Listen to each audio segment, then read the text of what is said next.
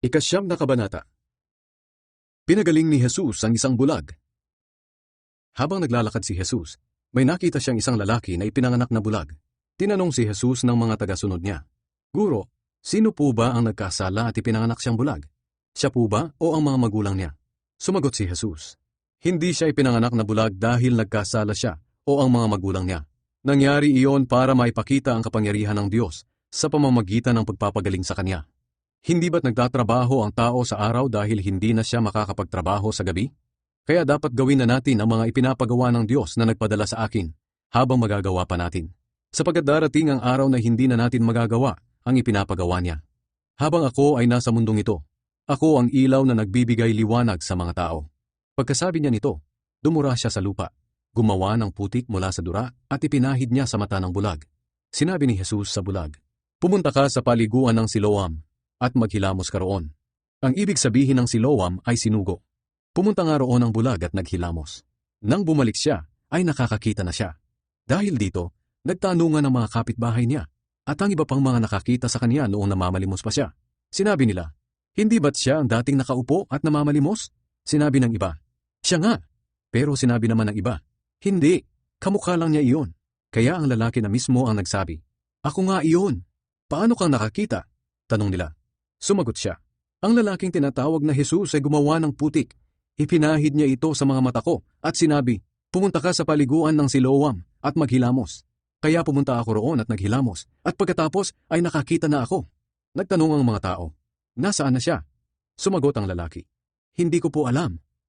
Inimbestigahan ng mga Pariseyo ang pagpapagaling. Dinala nila sa mga Pariseyo ang dating bulag. Araw noon ng pamamahinga nang gumawa si Jesus ng putik at pinagaling ang bulag. Kaya tinanong din siya ng mga Pariseyo kung paano siya nakakita. At sinabi ng lalaki, "Nilagyan ni Jesus ng putik ang mga mata ko. Naghilamos ako at pagkatapos ay nakakita na ako." Sinabi ng ilang Pariseyo, "Hindi mula sa Diyos ang taong gumawa nito, dahil hindi niya sinusunod ang utos tungkol sa araw ng pamamahinga." Pero sinabi naman ng iba, "Kung makasalanan siya, paano siya makakagawa ng ganitong himala?" Hindi magkasundo ang mga opinyon nila tungkol kay Jesus. Kaya tinanong ulit ng mga Pariseyo ang dating bulag, "Ano ang masasabi mo tungkol sa kanya? Dahil pinagaling ka niya?" Sumagot ang lalaki, "Isa po siyang propeta." Pero ayaw pa rin maniwala ng mga pinuno ng mga Hudyo na siya nga ang dating bulag na ngayon ay nakakakita na. Kaya ipinatawag nila ang mga magulang niya at tinanong, "Anak niyo ba ito? Totoo bang ipinanganak siyang bulag? Bakit nakakakita na siya ngayon?" Sumagot ang mga magulang, "Anak nga po namin siya, at ipinanganak nga siyang bulag.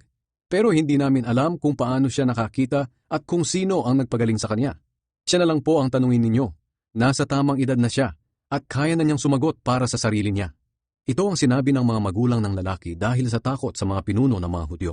Sapagkat napagkasunduan na ng mga pinuno ng mga Hudyo na ang sino mang kikilala kay Jesus bilang Kristo ay hindi natatanggapin sa sambahan nila.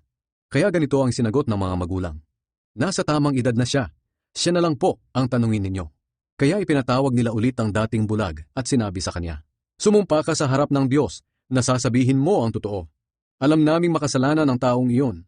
Sumagot ang lalaki, "Hindi ko po alam kung makasalanan siya o hindi. Ang alam ko lang ay dati akong bulag, pero nakakakita na ngayon." Tinanong pa nila ang lalaki, "Ano ang ginawa niya sa iyo? Paano kanya pinagaling?" Sumagot siya, "Sinabi ko na po sa inyo pero ayaw naman ninyong maniwala. Bakit gusto ninyong marinig ulit ang sagot ko? Gusto po ba ninyong maging mga tagasunod niya?" Kaya nagalit sila at ininsulto ang lalaki. Sinabi nila, "Tagasunod ka niya, pero kami ay mga tagasunod ni Moises. Alam naming nagsalita ang Diyos kay Moises, pero ang taong iyon ay hindi namin alam kung saan nanggaling." Sumagot ang lalaki, "Iyan nga po ang nakapagtataka. Hindi niyo alam kung saan siya nanggaling, pero pinagaling niya ang mata ko. Alam nating hindi pinapakinggan ng Diyos ang mga makasalanan, pero ang sino mang may takot sa Diyos at gumagawa ng kanyang kalooban ay pinakikinggan niya. Kailan may wala pa tayong narinig na may taong nakapagpagaling ng taong ipinanganak na bulag? Kung hindi nanggaling sa Diyos ang taong iyon, hindi niya magagawa ang himalang ito." Sumagot ang mga pinuno ng mga Hudyo, "Ipinanganak kang makasalanan, at ang lakas pa ng loob mo ngayon na pangaralan kami?" At pinagbawalan nila siyang pumasok sa sambahan nila. Ang espiritual na pagkabulag. Nabalitaan ni Jesus na pinagbawalang pumasok sa sambahan ng dating bulag, kaya hinanap niya ito. At nang matagpuan niya, tinanong niya ito, "Sumasampalataya ka ba sa anak ng tao?" Sumagot ang lalaki. Sino po siya? Sabihin niyo po sa akin upang sumampalataya ako sa kanya. Sinabi ni Jesus sa kanya, nakita mo na siya, at siya ang kausap mo ngayon. Sinabi agad ng lalaki, Panginoon, sumasampalataya po ako sa inyo. At lumuhod siya at sumamba kay Jesus. Sinabi pa ni Jesus, naparito ako sa mundo upang hatulan ang mga tao. Ang mga taong umaaming bulag sila sa katotohanan ay makakakita. Ngunit ang mga nagsasabing hindi sila bulag sa katotohanan ay hindi makakakita. Narinig ito ng ilang pariseyong naroon at nagtanong sila, sinasabi mo bang mga bulag din kami? Sumagot si Jesus, kung inaamin niyong mga bulag kayo sa katotohanan, wala sana kayong kasalanan. Ngunit dahil sinasabi ninyong hindi kayo bulag, nangangahulugan ito na may kasalanan pa rin kayo.